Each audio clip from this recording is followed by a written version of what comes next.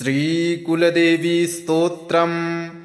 ॐ नमस्ते कुलदेवी कुलाराध्या कुलेश्वरी कुलसंरक्षणी माता कौलिकज्ञानप्रकाशिनी वन्दे श्रीकुलपूज्या कुलाम्बा कुलरक्षिणी वेदमाता जगन्माता लोकमाता हितैषिणी आदिशक्तिसमुद्भूता त्वया हि सम्पूर्ण जगत् विश्ववन्द्यां महाघोरां त्राहि मां शरणागतं त्रैलोक्यहृदयं शोभे देवी त्वं परमेश्वरी भक्तानुग्रहकारिणी त्वं कुलदेवी नमोऽस्तुते महादेवप्रियं करी बालानां हितकारिणी कुलवृद्धिकरी माता त्राहि मां शरणागतं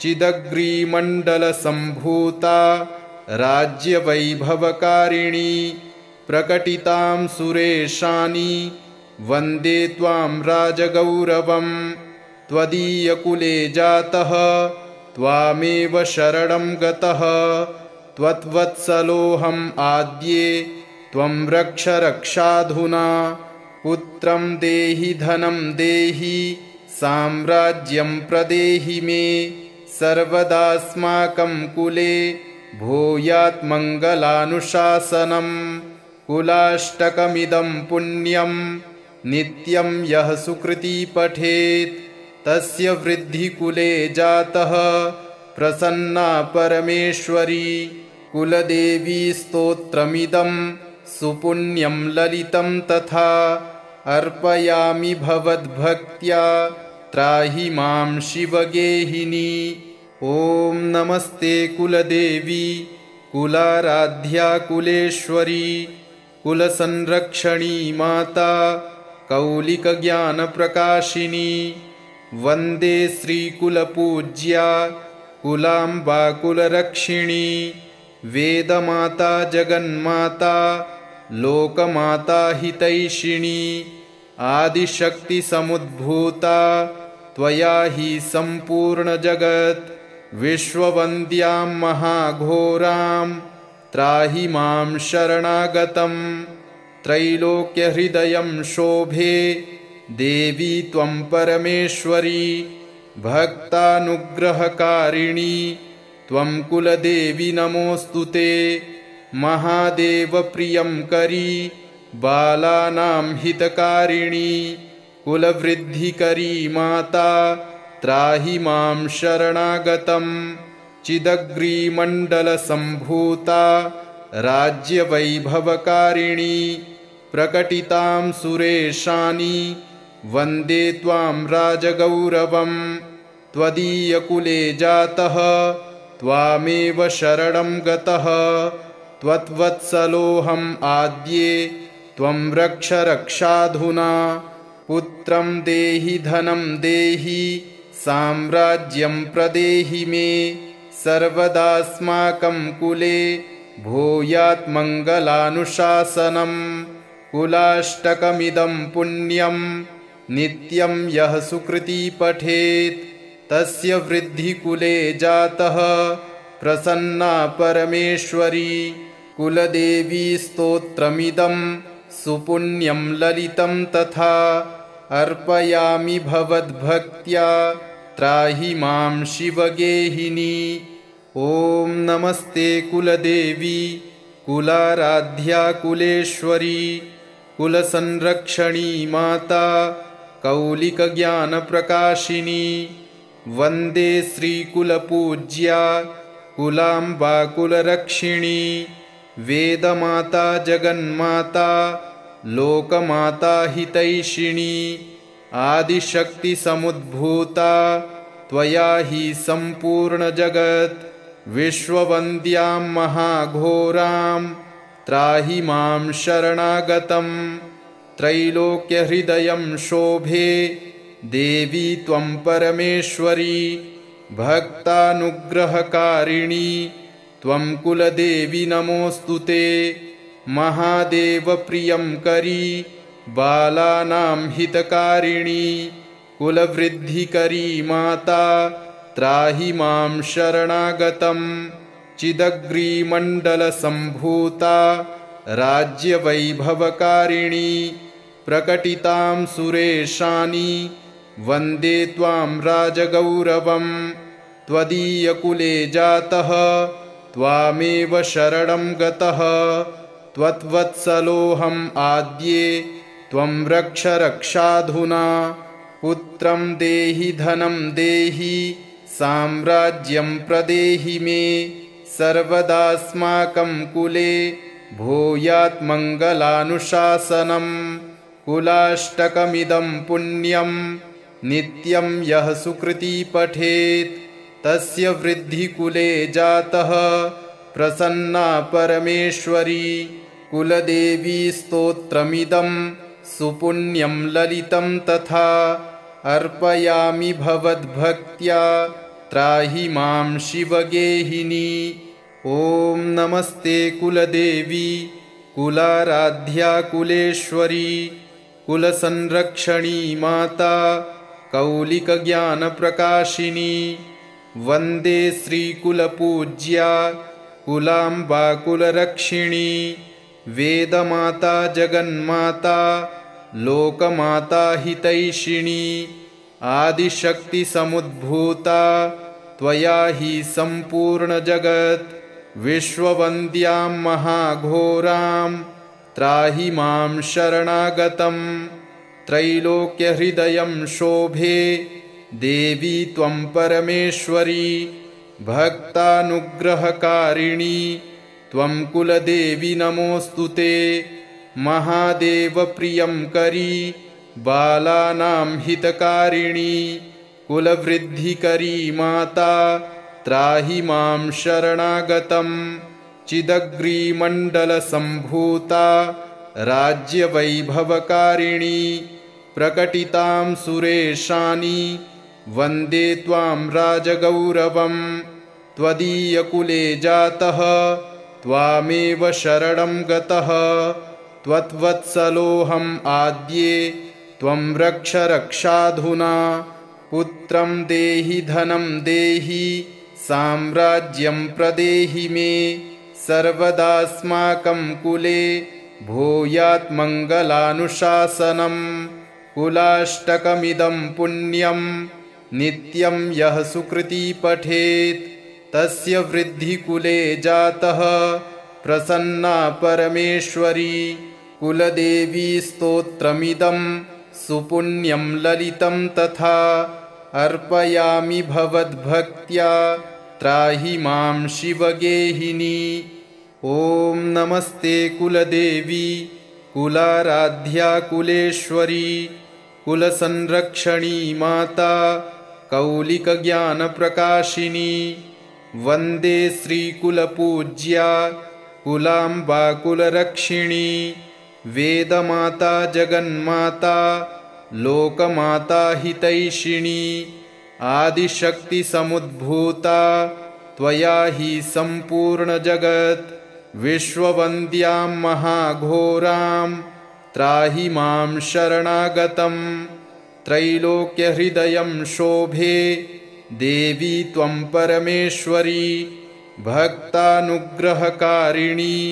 त्वं कुलदेवी नमोऽस्तु ते महादेवप्रियं करी बालानां हितकारिणी कुलवृद्धिकरी माता त्राहि मां शरणागतं चिदग्रीमण्डलसम्भूता राज्यवैभवकारिणी प्रकटितां सुरेशानि वन्दे त्वां राजगौरवं त्वदीयकुले जातः त्वामेव शरणं गतः त्वत्वत्सलोऽहम् आद्ये त्वं रक्ष रक्षाधुना पुत्रं देहि धनं देहि साम्राज्यं प्रदेहि मे सर्वदास्माकं कुले भूयात् मङ्गलानुशासनं कुलाष्टकमिदं पुण्यं नित्यं यः सुकृती पठेत् तस्य वृद्धिकुले जातः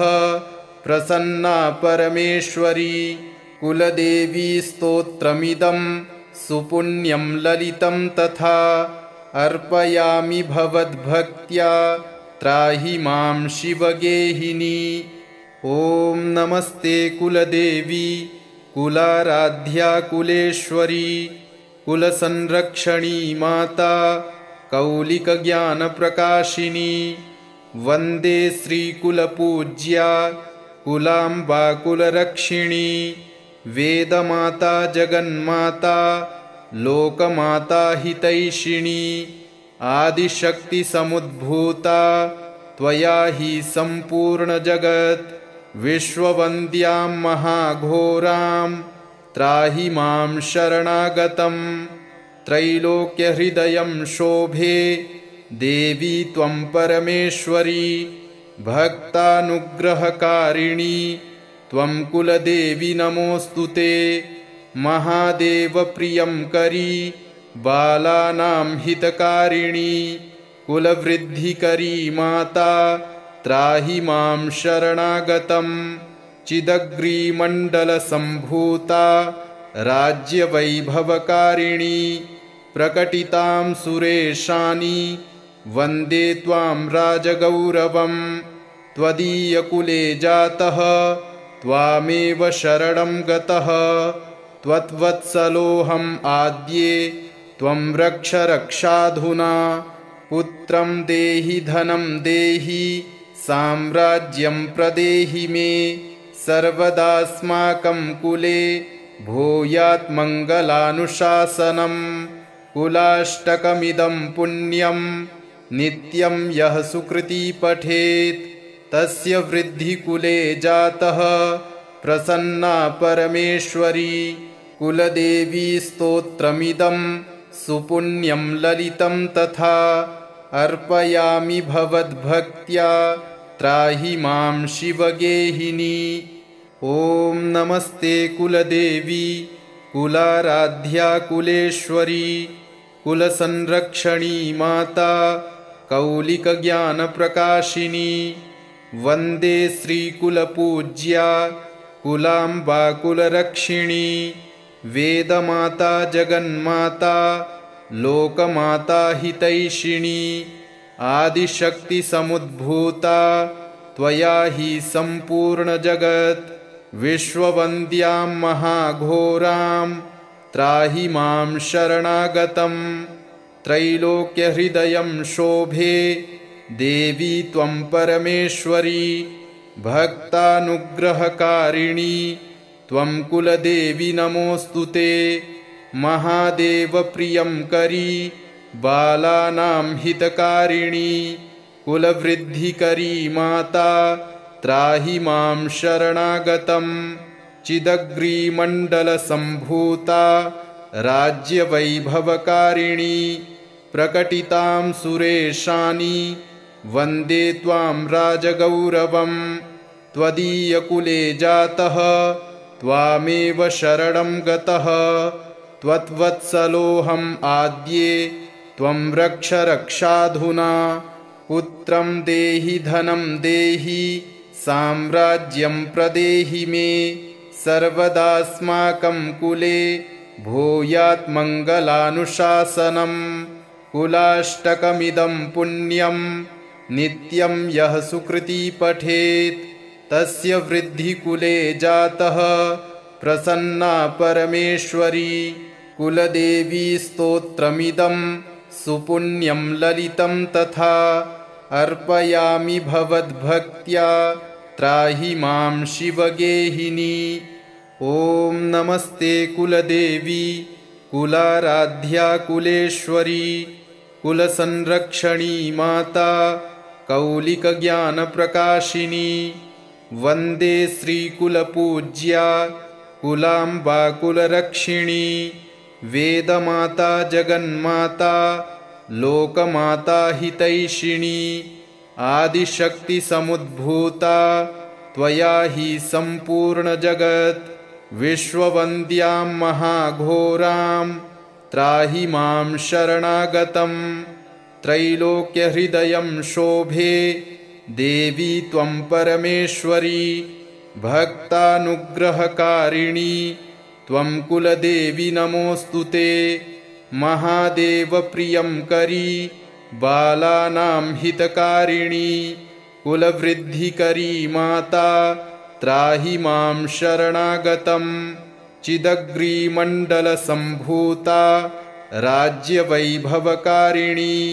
प्रकटितां सुरेशानि वन्दे त्वां राजगौरवं।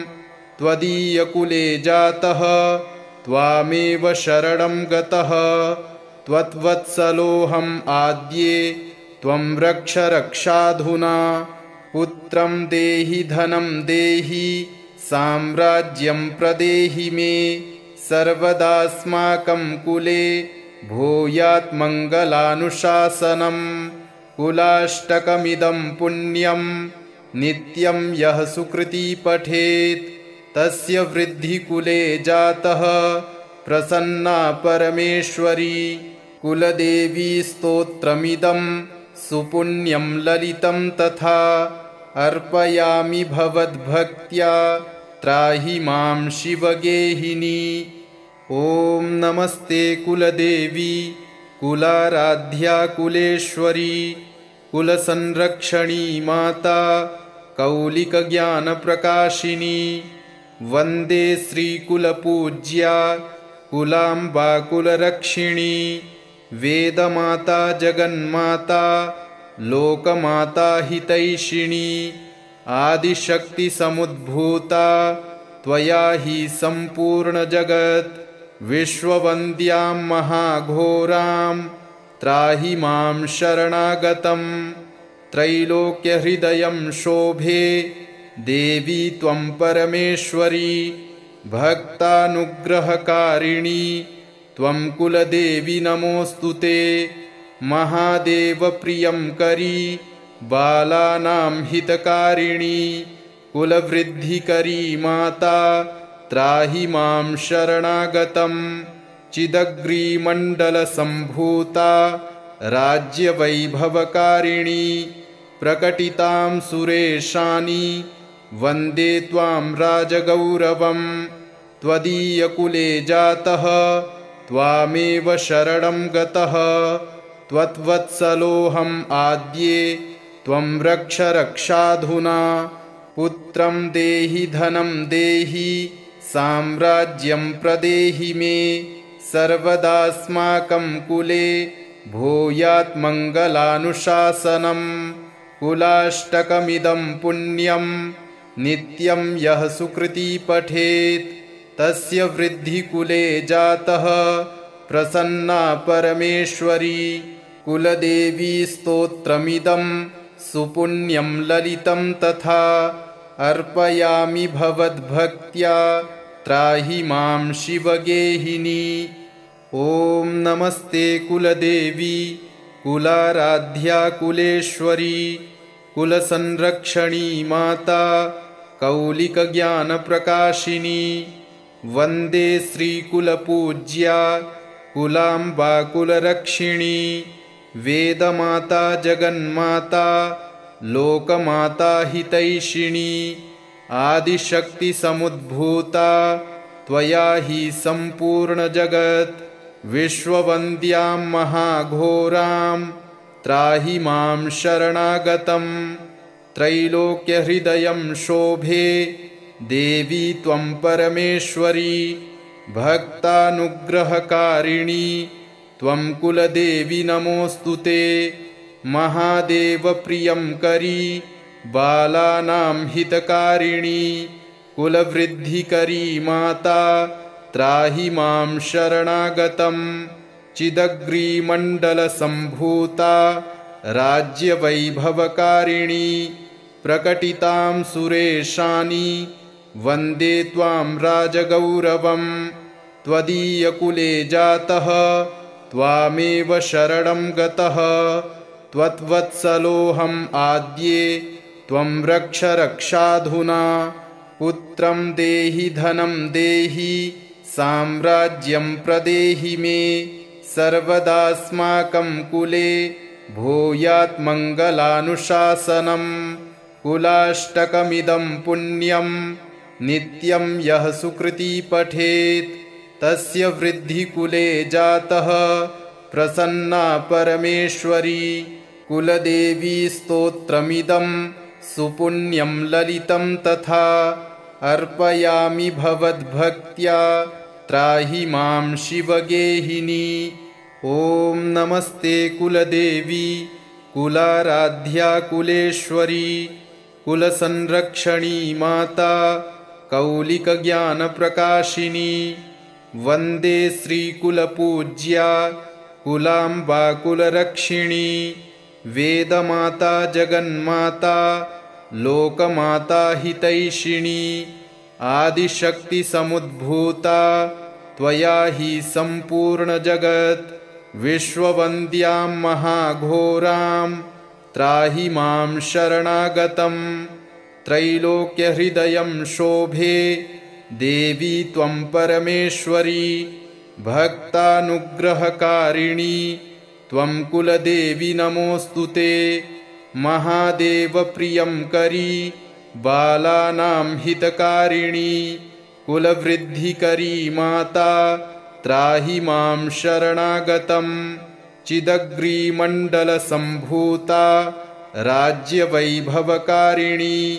प्रकटितां सुरेशानि वन्दे त्वां राजगौरवम्।